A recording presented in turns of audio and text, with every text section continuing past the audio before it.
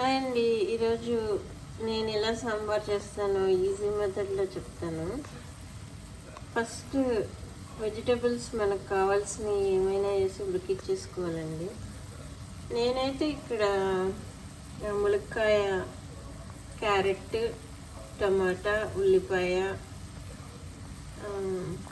And lady finger బెండకాయలు వేసాను.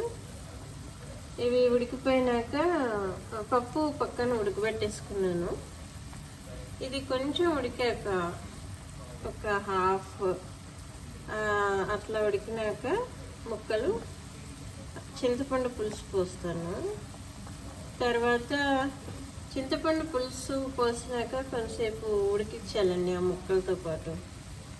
అప్పుడు బాగా టేస్ట్ వస్తుంది. అప్పుడు అట్లా పులుసు పోసినాక కొంచెంసేపు ఉడుకుతుంది. తర్వాత లాస్ట్లో పప్పు వేసేసుకోవాలి. శుద్ధంగా చేసి పెట్టుకున్న పప్పుని వేసేసుకుని యాక్చువల్గా ఇప్పుడే ఉప్పు, కారం, పసుపు కూడా వేసుకోవచ్చు ముక్కలు ఉడికేటప్పుడు. సో చివర్లో పప్పు వేసుకొని ఇంకొంచెంసేపు ఉడికించుకొని మళ్ళీ చివర్లో తాలింపు వేసుకుంటాను. ఎందుకంటే ఫస్ట్ ముక్కలు వేసే ముందు నేను తాలింపు వేయలేదు, లాస్ట్లో వేసుకుంటాను. సో ఇప్పుడు సాల్ట్ చివర్లో కొత్తిమీర కూడా వేసుకోవాలి కొంచెం.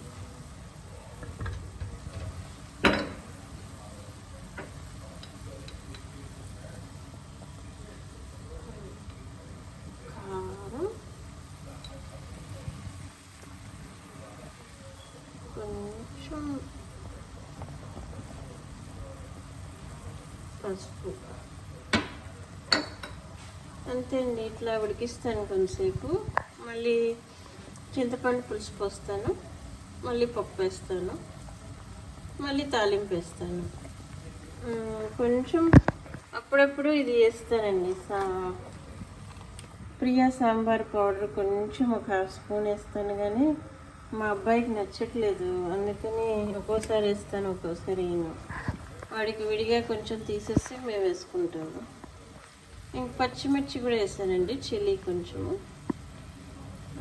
కరివేపాకు కొంచెము తాలింపులో వేస్తాను, ముందు కూడా వేసేస్తాను ఉడికేటప్పుడు. అంతే అండి. ముక్కలు బాగానే ఉడికాయండి వెజిటబుల్స్. సో చింతపండు పులుసు వేస్తున్నాను.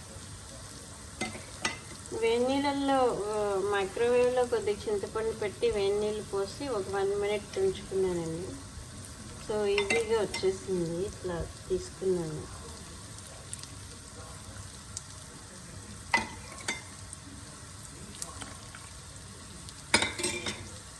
సరిపోతుందండి, మరి పులుపు ఎక్కువైనా బాగోదు. ఇప్పుడు మళ్ళీ కొంచెంసేపు ఉడికించుకోవాలి.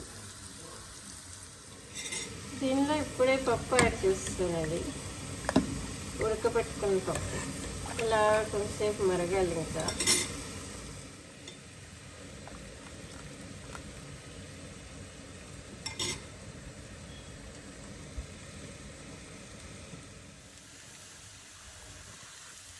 సాంబార్ రెడీ. తాలింపు పెట్టాలి.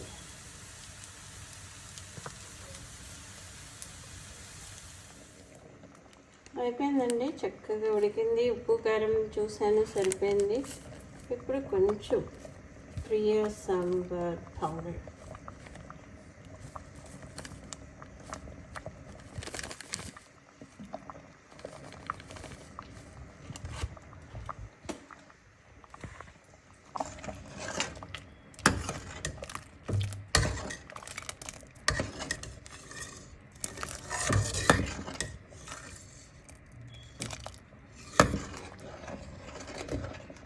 సొరకాయ లేదండి, సొరకాయ వేస్తే బాగుంటుంది.